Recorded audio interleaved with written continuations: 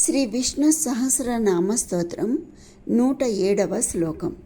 శంఖబృన్నందకీ చక్రీ సార్ంగధన్వా గదాధరః రథాంగపాణిరక్షోభ్యః సర్వప్రహరణాయుధః. శ్రీ సర్వప్రహరణాయుధ ఓం నమ ఇతి. ఇందులో శంఖభృత్ అనగా పాంచజన్యమను అహంకారాత్మకమగు శంఖమును ధరించినవాడు. నందకి అంటే నందకము అను ఖడ్గమును ధరించినవాడు అనగా జ్ఞాన స్వరూపమగు నందక ఖడ్గధారి అని. చక్రి అనగా సుదర్శన చక్రమును ధరించినవాడు మనస్తత్వ స్వరూపమగు చక్రధారి అనగా కాలచక్రమును తిప్పువాడు అని. సారంగధన్వ అనగా సారంగమను ధనస్సును ధరించినవాడు ఇంద్రియ స్వరూపమగు ధనస్సును ధరించినవాడు అని.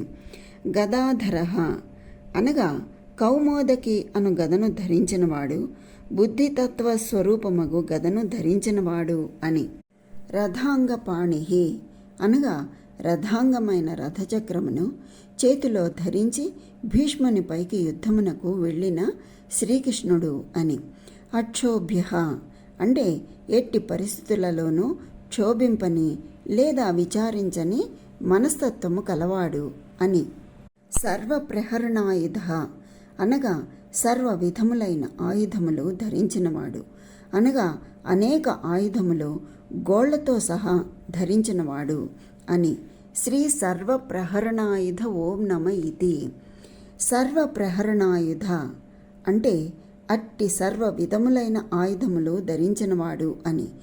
ఓం నమ ఇతి అనగా ఓంకార స్వరూపుడు అగు ఆ శ్రీమాన్ నారాయణమూర్తికి ప్రణామము, ఇదే ఆచరించుచున్నాను అని భీష్ముడు పలికెను అని చెప్పి మనకి ఈ శ్లోకాన్ని తెలియచేస్తున్నారు. ఇందులో మనకి 993వ నామం నుంచి 1000వ నామం వరకు తెలియచేసి ఉన్నారు. ఇక్కడితో మనకి విష్ణు సహస్రనామాల్లో 1000 నామాలు ఈ శ్లోకంతో మనకి పూర్తయ్యాయి. శంఖబృన్నందకీ చక్రీ సార్ంగధన్వా గదాధరః రథాంగపాణిరక్షోభ్యః సర్వప్రహరణాయుధః.